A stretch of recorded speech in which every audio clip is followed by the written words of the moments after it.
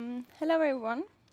Well, as Olof presented, I'm currently doing my postdoc at the Chalmers at Physical Resource Theory, and I'm here to present a study that I conducted in collaboration with the World Agroforestry Center in 2010. So it's not brand new, but it fits the scope. And the work was funded by NORAD. And I will start by introducing the landscape approach and also to give a few examples from our study.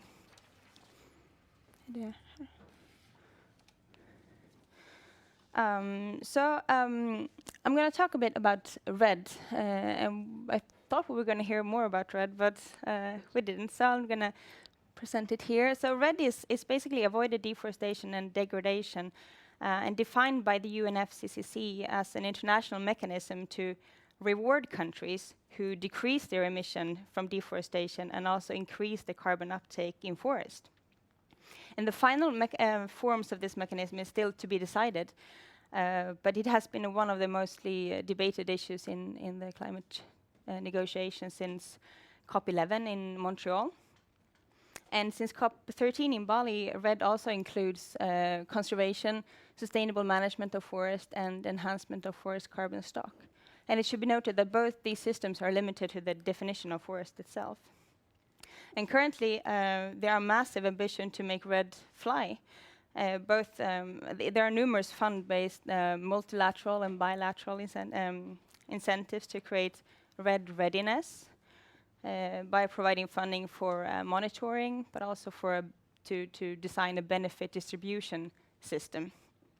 And one of the core issues in REDD is how to create a multi-level, multi-scale payment for environmental services, basically. And I'm sure you've seen this curve before. It's the forest transition curve. And Vietnam, the country I've been conducting my work in, is one of the first countries to turn the corner of the forest transition curve without first completely deplete its forest resources. However, while they've turned the corner, meaning that they're actually increasing the forest areas within the country, the carbon emission from forest is still increasing because they're cutting down forest with a high carbon stock and replacing it with plantations with a low carbon, or lower carbon stock at least. And Vietnam is also being blamed for causing deforestation and degradation in neighboring countries such as Laos and Cambodia. Even though, Vietnam is keeping their timber export, even though they're decreasing their deforestation, which is an equation that doesn't really match.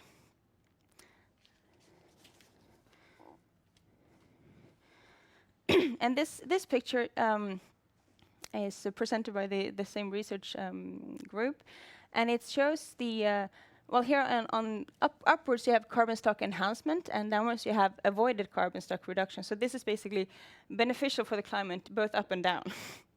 And it shows the development of the climate mechanisms related to land use and forest by starting with afforestation, reforestation, CDM, here in the very beginning. We can look at this as a time axis. And continuing to REDD, RED, which basically focused on deforestation, meaning from forest to non-forest. It goes on to REDD, which included degradation, forest degradation. So it goes from higher carbon stock forest to lower carbon stock forest. And as I mentioned before in the COP13 in Milan, we added the plus sign to REDD, including forest carbon stock enhancement, sustainable management of forest, and forest carbon stock conservation. What is interesting for this presentation is the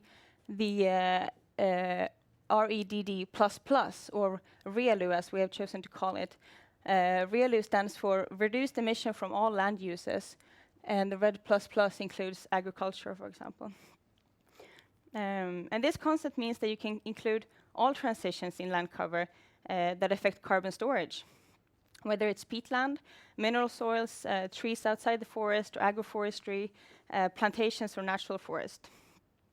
And it also goes beyond the forest baseline. You have a forest baseline over here and over here, and gives a further stock enhancement, carbon stock enhancement, but it could also give a further carbon stock avoided emission. And one can say that the debate going from CDM, ANR to REDD++. I mean, it should be noted that we are here today, and we're not even, finishing the REDD+ mechanism. It's not up and running. But it should be noted that this development along the time axis has shown the complexity that is related to the land use and forestry and carbon mitigation.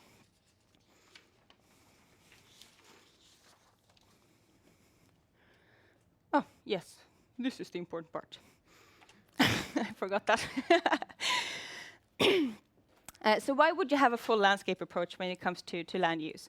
Well, the argument is that a forest cannot successfully be protected if it's kept solely within the forest management systems, and that it can't really be separated from the broader landscape, because the drivers and the actors and the incentives, they interact and they overlap all over the landscape. So a broad-based approach to carbon management can lead to greater benefits, both when it comes to emission reduction, but also when it comes to benefits for the local people. And this image here shows the relationship between land use and the three parts of the global feedback system to reduce emission from land use. You have the REDD mechanisms over here, focusing solely on forest. You have the nationally appropriate mitigation activity, which can but doesn't have to include any land use parameters. And you have the trade-based approaches. You have the Renewable Energy Directive, you have the Forest Law Enforcement, Governance and Trade, and you have the RSPO, Roundtable for Sustainable Palm Oil Production.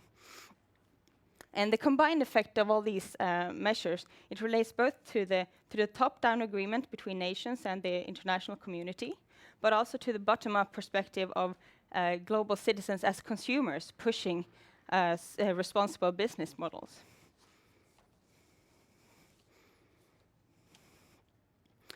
I will now go into a bit more detail on the practical experience working with a full landscape approach. And as I said previously, this study takes place in Vietnam.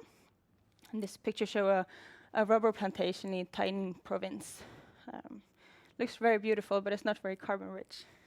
What was it before? In this place, I'm not sure, but normally it's a natural forest. Yeah. Vietnam is a country of quite low emission per capita, only 1.2 emissions, but they are sharply increasing. And the emission from deforestation and forest degradation were about 19 megatons of CO2 in the year 2000. And the combined emission from forest and agriculture were 29% of the annual greenhouse gas emission, which, if you compare to Brazil, is very low. But if you compare to any other countries, they're quite high. And since Vietnam has been identified as one of the most vulnerable countries to climate change, the government has taken an active part in climate change negotiations, and they are conducting climate-related policy work on many different levels. So they are actively developing their nationally appropriate mitigation activity, and they are adapting to a REDD perspective in the NAMA and also in the general climate approach. And I mean, this is not so strange, because it goes in line with the current forest policy to enhance sustainable forest management, to biodiversity conversion, but also to enhancing forest carbon stock.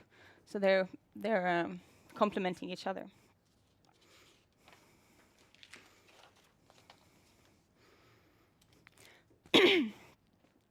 So for readiness, the consistency of the land use classification and also the subsequent land use data is essential to I mean, given that the monitoring, reporting, and verification of REDD will be used mainly on changes of the forest area over time, while the REDD benefit sharing will be based on land use registration data. And Vietnam shows many problems with this. They show an inconsistency in the land use classification, but also in the forest definition, as well as inconsistency between land use plans and actual land use. And there's also very limited amount of data available on forest and land cover change. So how can performance-based REDD payment be made if the systems doesn't match within the country? It's a huge problem, and it's very difficult for a government to to merge these kind of systems to get the system rolling. So even though the government is fully committed to REDD, there are still some issues that needs to be solved.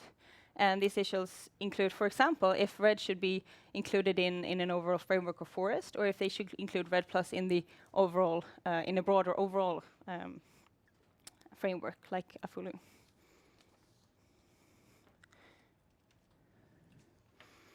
So why would it be interesting and beneficial to apply a landscape approach in Vietnam? Well, for example, as I said before, there's a problem. Vietnam use 3 different definitions of forest depending on who you talk to. If you talk to the DNA, the designated national authority for CDM projects, they have one definition. The Minister of Agriculture and Rural Development for forest, they have one definition. And there's also a 3rd definition within the Vietnam's Forest Protection and Development Law. So just the basic that you have so many different definitions of forest make this a very difficult issue. And it should be noted that the mechanism of REDD itself does not hinder the national implementation to be broader, to include a full landscape. But the payment will be made for the for the defined REDD actions. So the national system can be broader, but the payment will only go out to the defined actions.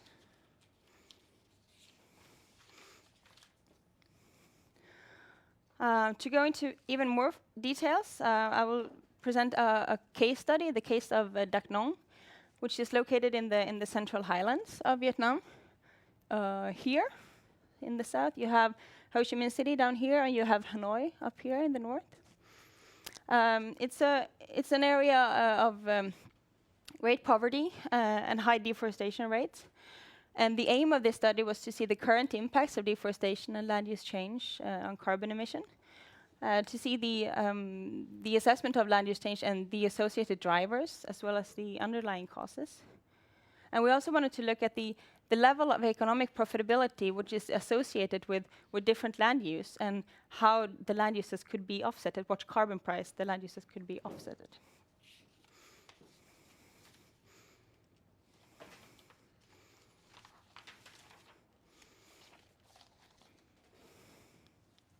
So the approaches we used was we used a spatial analysis, the remote sensing, and we wanted to establish the long-term land use changes in Dak Nong, and also to identify the drivers of that change, meaning that we used remote sensing satellite images, but we also used land registration data, so we could see who owned the patch of land and how they choose to develop that over time. We used a 30-year time frame. So we wanted to see from what the land use changed, to what, when it happened, and by whom. We also did an opportunity cost analysis of all the different land use alternatives that we could see in this land use matrix, which is all relevant for the land use conversion. And there we wanted to see the cost in US dollars per ton CO2 equivalent for different land use conversions. And we used net present value, a time average carbon stock, and the land use matrix that we developed from the spatial analysis. We also did several stakeholder consultations on different levels to collect data and to ground truth the data analysis. And the results of this study shows that there are, in fact, large gaps between the land use planning and the actual land use. The spatial analysis shows that there's a high conversion rate from natural forest to perennial crops, although it's decreasing. The stakeholder consultation, they presented the drivers, alternative drivers of the land use change, and also implications of imposed policies, for example. The opportunity cost analysis showed that the majority of the land use conversion generated less than $5.3 per ton CO2 equivalent lost, meaning that they didn't gain more than $5.3 when they converted per CO2. And it was the most common conversion was from natural forest to shifting cultivation or to low annual carbon crops.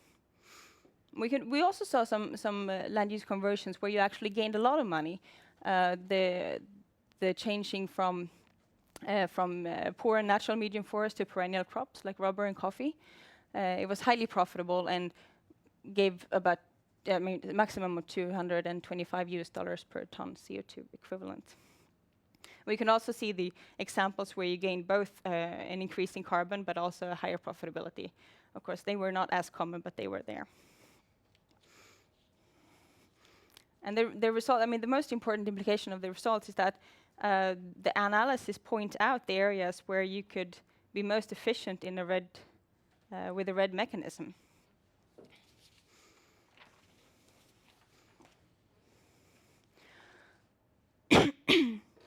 So why would you apply the landscape approach in Vietnam, or could it be scaled up, for example? And how could this approach facilitate the REDD readiness? Well, it helps to identify the drivers for land use conversions, and knowing the drivers is essential if you want to protect the forest or if you want to do any kind of land management. It also shows the interaction of the actual land use and the policy implementations, which shows the efficiency of the policy implementations.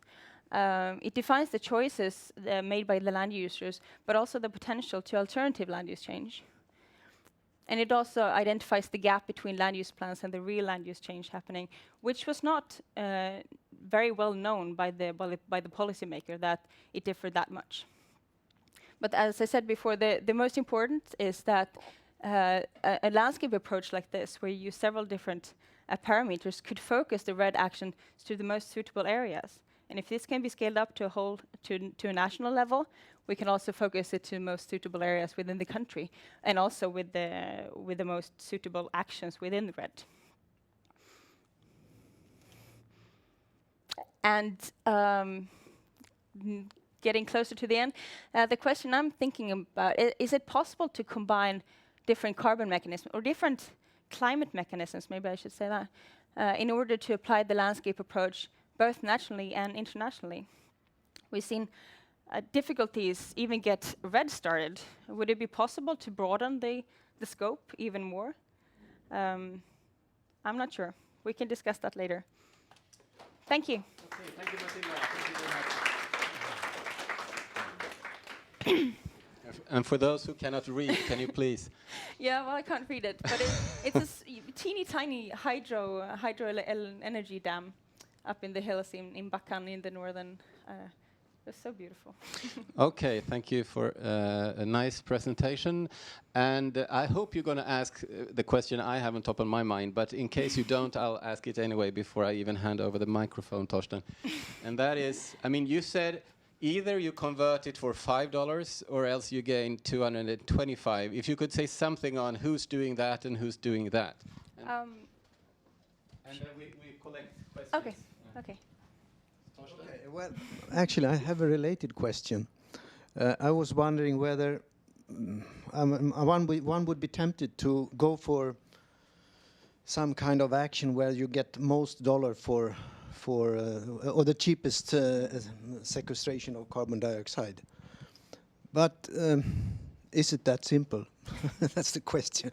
I was wondering whether there, I mean, I guess there must be a number of other aspects, social and poverty and equal equity and things like that.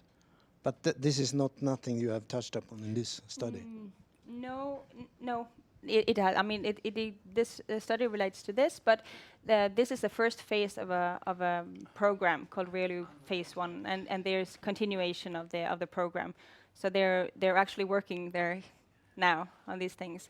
And I would say that, I mean, land tenure, of course, in Vietnam, where the state owns all the land and people are given land, so the right the right to the land is of course a big issue.